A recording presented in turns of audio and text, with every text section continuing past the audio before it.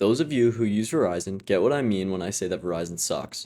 It seems regardless of my environment, my internet is always slow or not working at all.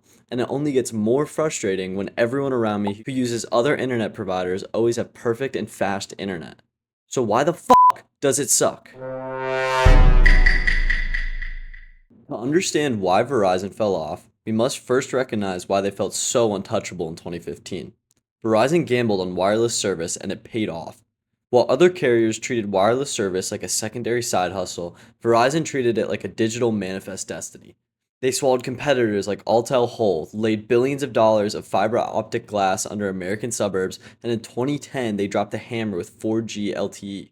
They had a 3-year head start on the modern smartphone revolution. They were so flooded with cash that in 2014 they cut a $130 billion check to buy out their European partner, Vodafone, marking one of the largest corporate acquisitions in human history. For 2 decades, Verizon earned the right to charge a premium because they genuinely had the best network on earth. But that absolute dominance created corporate arrogance. Flushed with cash, Verizon's executives stopped focusing on infrastructure and started buying dying internet relics like AOL and Yahoo. They took their eye off the ball right as the 5G era was beginning, setting the stage for the catastrophic technical failures we are seeing today.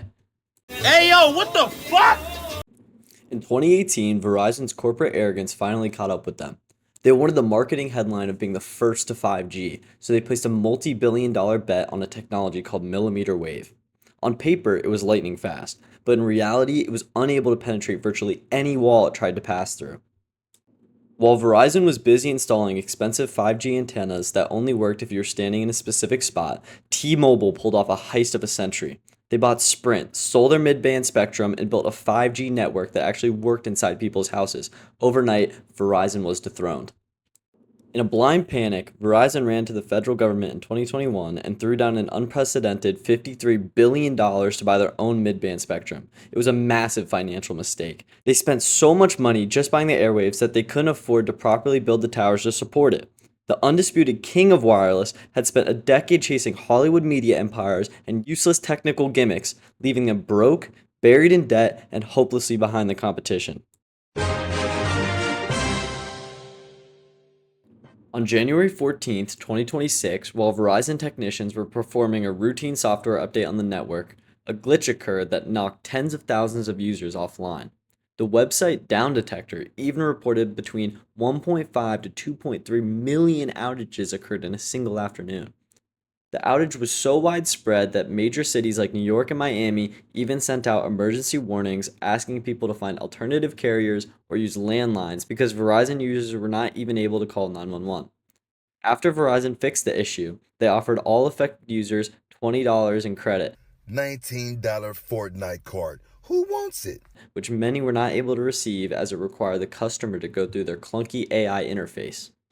This incident, on top of the already spotty internet, price increases, and lackluster customer service, further damaged Verizon's already declining reputation.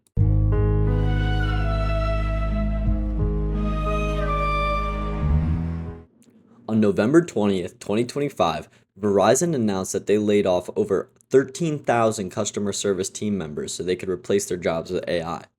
They continued to follow this action with shutting down 179 corporate-owned retail stores and firing those who worked in them. Customers are reporting that it has become extremely difficult to get in touch with the real Verizon representative, and the consumers are starting to get fed up. Verizon claims that customers will now have 24/7 access to the industry's top reps, which many still report not being able to get in touch with any representative, let alone a top rep. Even when customers do get in touch with a real representative, they are often met with many bait and switch tactics where the representative will say a lower price to keep them on the phone, but when the customer actually goes through with it, they are met with a much higher monthly price. This leads us to one of the biggest issues reported from Verizon customers. When trying to switch providers to something like T-Mobile or AT&T, customers find Verizon has put great effort into making it as difficult as possible to leave their service. When you get a device through Verizon, it is locked for 60 days. This means that for 60 days you are physically unable to switch providers. If you were to put another company's SIM card in, like for example, T-Mobile, it will come up as SIM card not supported on your phone. But after 60 days, your phone would become unlocked, meaning you could switch providers regardless of whether you paid off the phone that you got from Verizon or not. Verizon has recently gotten rid of this option by lobbying to make it so that they are no longer required to unlock your phone after 60 days and keeping you locked into Verizon until you fully paid off the phone.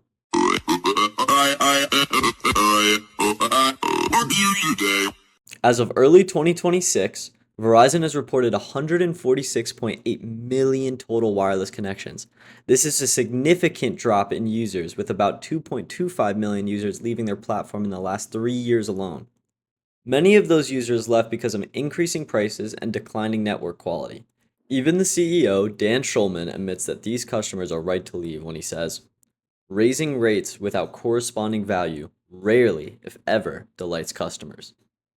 And there seems to be no recovery for the company in the near future, as Verizon predicts a loss of $700 to $800 million in their quarter 2 report of this year. In response to the immense criticism, Verizon is slashing prices and trying to simplify their payment plans. But the criticism has not stopped them from actively removing human network engineers and replacing them with what they call a cognitive network core powered by frontier AI models like Anthropic's Claude. Verizon is a prime example of what corporate greed can do to a company's reputation. Once seen as a gold standard of wireless service, years of price hikes, controversial fees, and customer frustration have left many wondering whether the company is still putting customers first.